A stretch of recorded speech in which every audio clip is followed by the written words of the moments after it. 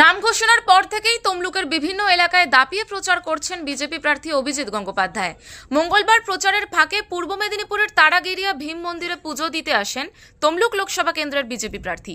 পুজো শেষে তিনি সাংবাদিকদের বলেন, এর আগে তৃণমূল ভোটের পরে প্রচণ্ড সন্ত্রাস চালিয়েছে বিজেপির ওপরে।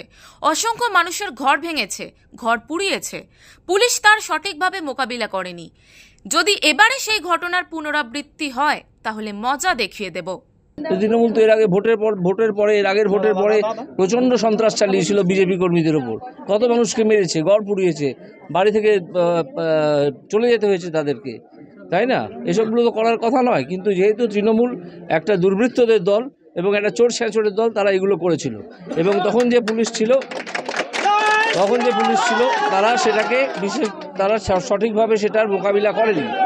এবারে যদি তা হয়, এরকম যদি কোনো ঘটনা ঘটে, তাহলে কিন্তু আমরা তাদেরকে একটা ছোট্ট শব্দবন্ধে বুঝিয়ে দিতে চাই, মজা দেখিয়ে দেবো। ব্যুরো রিপোর্ট, ওঙ্কার বাংলা।